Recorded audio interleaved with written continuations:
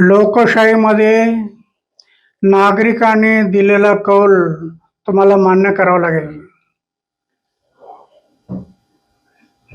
ज्या वेळेला तुम्ही निवडणूक लढवता, मला सुरुवातीला यांनी विचारलं होतं की आम्ही पक्ष आणि पार्टी काढणार आहे.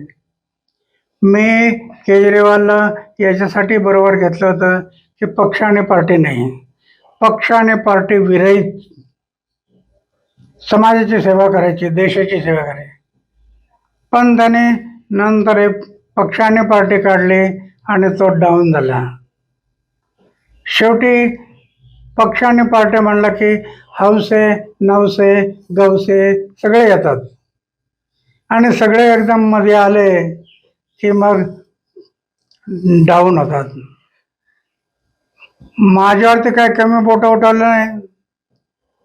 किती लोकांनी बोट उठवले.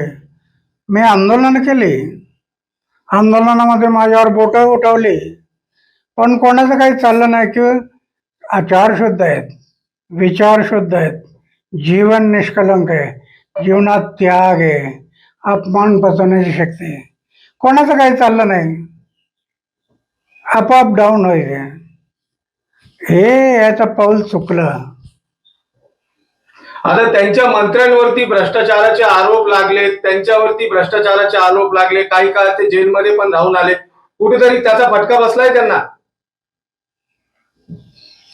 नाही, आता जे आरोप आहे, आरोप प्रत्यारोप होत राहतात, पण आरोप बरोबर आहे का चुकीचे हे स्पष्ट होलं पाहिजे, स्पष्ट झालं पाहिजे. आरोप करू नये, अरे आरोपाची चौकशी झाली, काही त्याच्यात सापडत नाही, काही होणार नाही, तो स्वच्छच राहणार. कुठेतरी मग स्वार्थी राजकारण केलंय, त्याच्यामुळे फटका बसला. बरोबर आहे. स्वार्थ आला की डाऊन झाला. शेवटी पक्ष आणि पार्ट्या फक्त सत्ता आणि पैसा मिळवण्यासाठी नाही आहे. देशाची सेवा, समाजाची सेवा, ही समाजाची सेवा करायची आहे, याच्यासाठी पक्ष आणि पार्ट्या आहेत. एक तर आमच्या घटनेने पक्ष आणि पार्ट्या असं नाव ठेवलं नाही कुठेच. पक्ष आणि पार्टी